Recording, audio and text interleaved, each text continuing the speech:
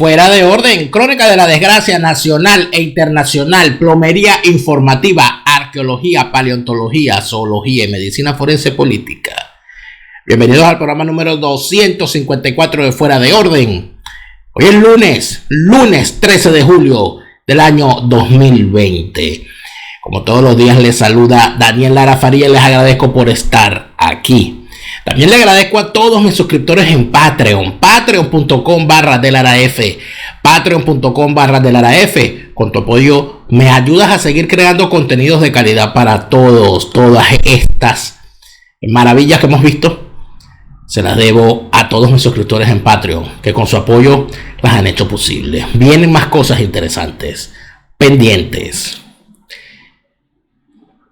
En España y en Europa también hay politiqueros falsarios y prostibularios. De eso nos dimos cuenta esta semana, la semana que acabó, la semana pasada, cuando se discutió en el Parlamento Europeo una resolución sobre Venezuela que acabó dejando al descubierto quién es quién juega para quién y quién se mueve para dónde en función de sus intereses. En el programa de hoy revisaremos a los falsarios del Parlamento Europeo. En el Parlamento Europeo hemos aprobado con una mayoría abrumadora una resolución sobre la grave situación humanitaria en Venezuela y su crisis de migrantes y refugiados venezolanos en el mundo. Celebro que la resolución haya sido adoptada con el apoyo de las 3/4 partes de la Cámara. Esta resolución sirve una vez más para enviar el mensaje firme y contundente al opresivo régimen de Venezuela. Primero, reiteramos en el ámbito internacional la gravedad de la situación humanitaria venezolana y el empeoramiento de la crisis migratoria, la cual se ha convertido en el primer éxodo masivo generado solamente por la mala gestión de sus gobernantes. Segundo, rechazamos enérgicamente las violaciones contra el funcionamiento democrático, constitucional y transparente de la Asamblea Nacional, así como las intimidaciones y persecuciones contra sus miembros, democráticamente electos. Reiteramos además el reconocimiento a Juan Guaidó como único legítimo presidente interino de la República Bolivariana de Venezuela. Tercero, por último, condenamos los intentos del régimen por corromper las instituciones democráticas venezolanas y pedimos urgentemente que se creen las condiciones que permitan la celebración de elecciones presidenciales y legislativas libres, transparentes y creíbles. En el día de hoy, Europa envía un mensaje de esperanza a Venezuela. No están solos, no nos olvidamos, están con nosotros los venezolanos. Todo comienza, quizás, con una incomprensión que se cuela a los titulares. En principio, el Parlamento Europeo aprueba una resolución donde vuelve a condenarse al régimen de Nicolás Maduro y donde además establece otros asuntos vinculados a ese régimen. Hasta allí todo bien. Creo que es necesario, para partir por el principio, que revisemos la resolución para que entendamos de qué se está hablando, no por los titulares, sino por lo que contiene la resolución. En esta resolución, que forma parte de una discusión hecha desde diciembre y que finalmente se aprueba el día viernes de la semana pasada, se considera fundamentalmente el tema de la situación humanitaria en Venezuela, la crisis migratoria y de refugiados. El 10 de julio se discute este texto y luego de revisar las anteriores resoluciones sobre Venezuela, luego de revisar todo el proceso político que ha derivado en el gobierno interino, las los informes de la ACNUR sobre Venezuela, de la Organización de Estados Americanos, las declaraciones del Grupo de Lima, las declaraciones de la Comisión de Asuntos Exteriores del propio Parlamento Europeo, las declaraciones del Grupo Internacional de Contacto, todas estas cosas. El Parlamento Europeo concluye en una resolución cuyos puntos, digamos, declarativos, al final indican lo siguiente. Reitera su profunda preocupación por la gravedad de la emergencia humanitaria que supone una seria amenaza para las vidas de los venezolanos. Expresa su solidaridad con todos los venezolanos que se han visto obligados a huir de su país por anhelar unas condiciones de vida muy elementales, como el acceso a los alimentos, el agua potable, los servicios sanitarios y los medicamentos. Señala a la atención el agravamiento de la crisis migratoria que se ha extendido a toda la región, en concreto a Perú, Ecuador, Bolivia, Chile, Brasil, Panamá y Argentina, así como a algunos estados miembros de la Unión y el Caribe, y pone de relieve las circunstancias extremadamente difíciles que agravan aún más la lucha contra la pandemia de COVID-19. Alaba los esfuerzos de los países vecinos y la solidaridad que han demostrado. Pide a la Comisión y al Servicio Europeo de Acción Exterior que continúen cooperando con esos países y territorios, no solo aportando asistencia humanitaria, sino también facilitando más recursos y mediante la política de desarrollo. Insta a las autoridades venezolanas a que reconozcan la crisis humanitaria en curso, eviten que empeore y promuevan soluciones políticas y económicas para garantizar la seguridad de toda la población civil y la estabilidad del país y de la región. Toma nota del acuerdo alcanzado entre Venezuela y la Organización Panamericana de la Salud sobre la lucha contra la COVID-19. Pide que se adopten medidas urgentes que impidan la agravación de la crisis humanitaria y de salud pública y en particular la reaparición de enfermedades como el sarampión, la malaria, la difteria y la fiebre aftosa. Solicita que se ponga rápidamente en práctica una respuesta a corto plazo para combatir la desnutrición en los grupos más vulnerables, como las mujeres, los niños y las personas enfermas. Acoge con satisfacción las promesas de donación y los esfuerzos de la Conferencia Internacional de Donantes en solidaridad con los refugiados inmigrantes venezolanos. Pide en ese contexto una burocracia reducida y un marco simplificado capaces de garantizar que los importes prometidos lleguen lo antes posible a los que lo necesitan desesperadamente. Rechaza con firmeza las vulneraciones del funcionamiento democrático, constitucional y transparente de la Asamblea Nacional, así como los actos de intimidación, la violencia y las decisiones arbitrarias contra sus miembros. Denuncia el nombramiento antidemocrático de nuevos miembros del Consejo Nacional Electoral y la suspensión de que han sido objeto las actuales direcciones nacionales de varios partidos en contra de la voluntad de sus miembros. Reitera su reconocimiento de que como consecuencia de la votación transparente y democrática de la Asamblea Nacional, Juan Guaidó es el presidente legítimo de la Asamblea Nacional y el presidente interino legítimo de la República Bolivariana de Venezuela, de conformidad con el artículo 233 de la Constitución de Venezuela. Reitera su total apoyo a la Asamblea Nacional, que es el único órgano democrático de Venezuela elegido legítimamente y cuyos poderes han de respetarse, incluidas las prerrogativas y la seguridad de sus miembros. Insiste en que solo se puede lograr una solución política pacífica si se respetan plenamente las prerrogativas constitucionales de la Asamblea Nacional. Recuerda que el respeto de las instituciones y de los principios democráticos y la defensa del Estado de Derecho son condiciones esenciales para encontrar una solución a la crisis en Venezuela para beneficio de su población. Insta por consiguiente a que se creen unas condiciones que permitan la celebración de elecciones presidenciales y legislativas libres, transparentes y creíbles, basadas en un calendario fijo. Unas condiciones justas para todas las partes, transparencia y la presencia de observadores internacionales dignos de crédito, como la única manera de salir de la crisis, excluyéndose con ello toda acción violenta o militar. Importante esto. Excluyéndose con ello toda acción violenta o militar.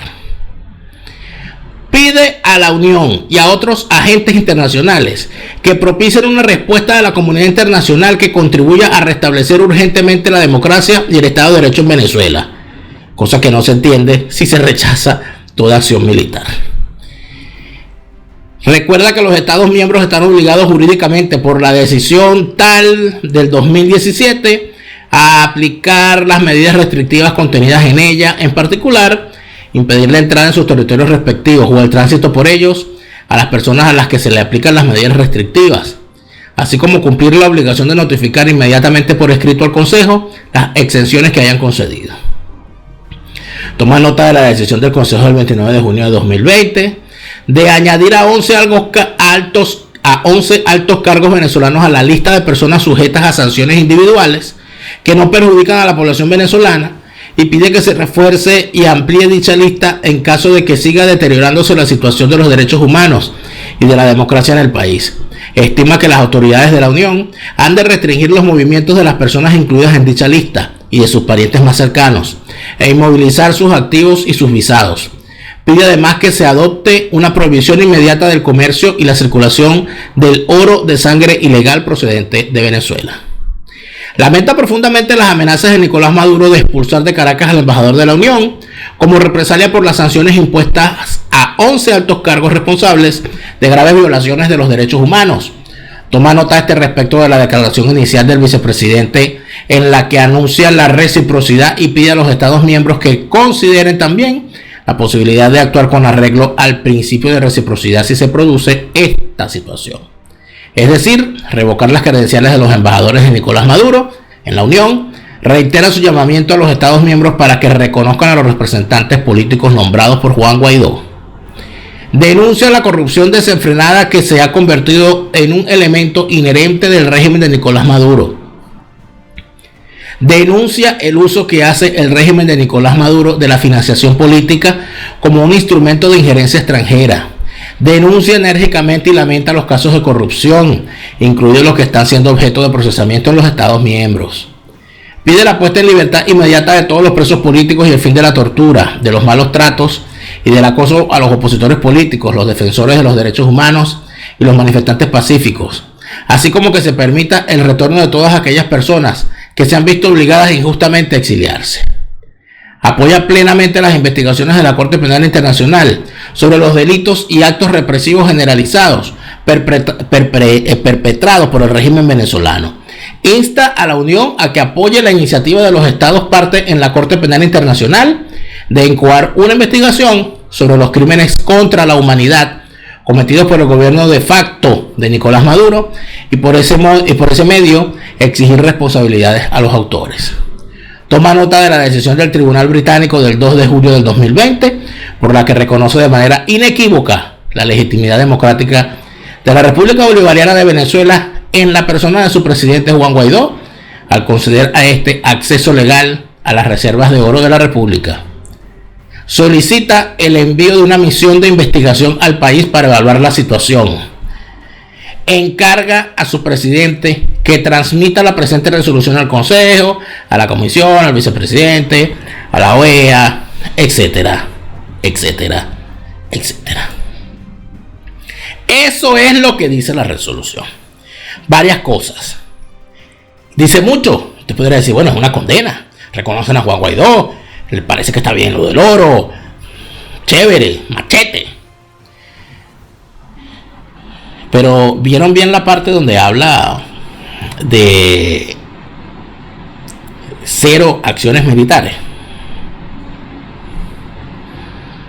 Y hay cosas como que faltan allí. Hay cosas como que no se dicen. Porque hablan de impedir la presencia de personajes sancionados por la Unión Europea en territorio de la Unión. Pero nada se dice del paso de Delcy Rodríguez por el aeropuerto de Barajas, siendo recibida además por el ministro de Transporte y secretario de organización del partido de gobierno español, el PSOE. O sea, esas cosas no se mencionan en la declaración. No hay acciones contra los gobiernos como el de España, que han violado las resoluciones anteriores. Pero esto genera toda una serie de reacciones y entonces ¿dónde comienza el asunto? El Pan Am Post, siempre el Pan Am Post, ¿verdad? Orlando Avendaño y sus cachimbos. En el Pan Am Post sale y es quien anuncia lo que está ocurriendo con esta resolución, con el siguiente titular. Indica la gente del Pan Am Post en un titular que, por supuesto, además está a decir, causó escándalo en los aludidos. Papá de Leopoldo López, que es diputado al Parlamento Europeo por el Partido Popular, logra que su partido, es decir, el Partido Popular, ablande resolución contra Maduro en el Parlamento Europeo. El Partido Popular se terminó alineando con los socialistas para mutilar el documento que Vox había propuesto al Parlamento Europeo y que contemplaba una denuncia contra Hezbollah, Zapatero, Borrell y las falsas elecciones en Venezuela. Es decir, lo que planteaban o lo que ha trascendido es que la resolución original era dura y que hacía la denuncia sobre la presencia de Hezbollah en Venezuela, sobre el rol de Zapatero, sobre las consideraciones de otros personajes, etcétera, inclusive sobre Cuba y su rol en Venezuela. Nada de eso está en la resolución. Cuando sale este titular, la respuesta de Leopoldo López Gil, el papá de Leopoldo López, es la que emite en su cuenta personal de Twitter. En su cuenta personal de Twitter, Leopoldo López Gil, diputado al Parlamento Europeo, dice: a Pan Am Post no le creo ni el Padre Nuestro. Bueno, parece que reza mucho, ¿no? El señor Leopoldo López Gil. Dijo otras cosas, por cierto. Lanzó unas acusaciones indicando que el partido Vox había votado en contra de la resolución porque es un partido chavista, en pocas palabras. Imagínense ustedes, el partido Vox chavista, que quedará para uno, ¿verdad?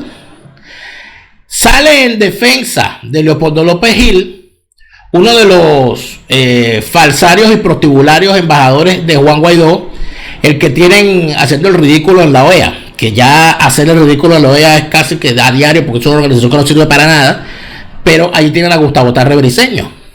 Gustavo Tarre Briceño, que es uno de los corresponsables de del desgraciado final que tuvo la democracia, porque politiqueros como él fueron los que destruyeron las instituciones con su inacción y con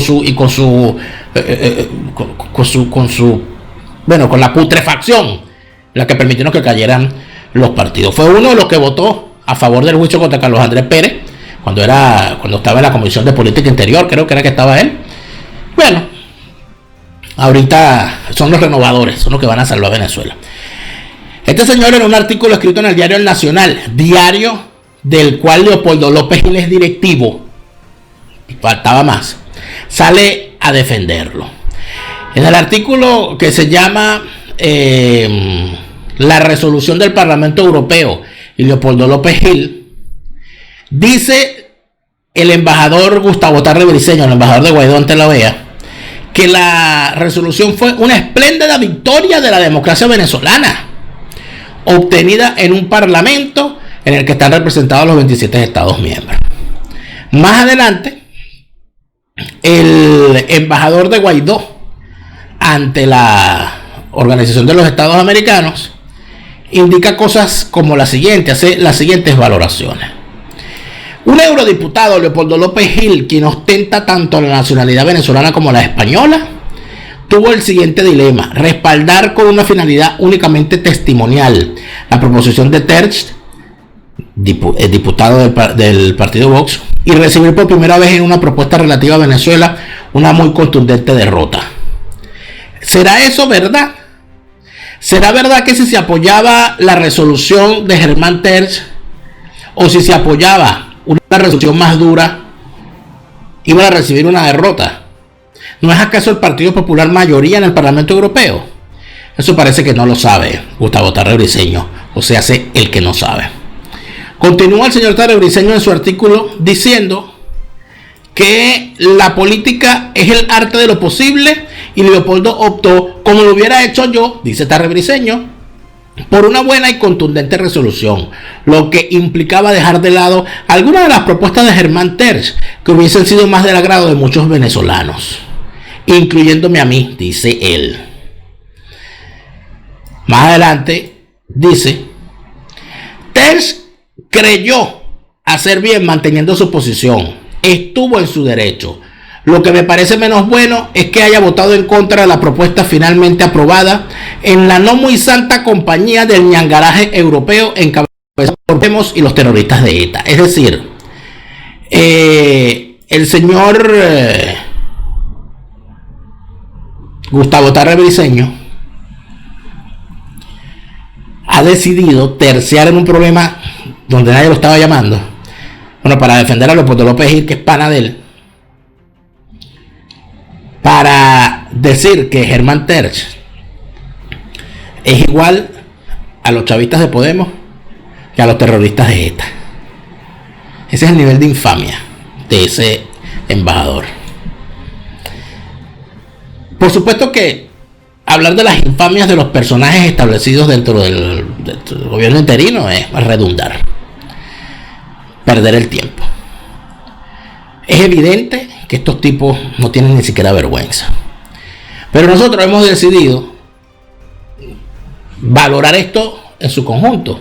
Y por eso hemos conversado con el diputado a la Eurocámara, al Parlamento Europeo, Germán Terch, quien tuvo la bondad de atendernos y de conversar con nosotros sobre los significados de esta resolución y por qué él votó en contra.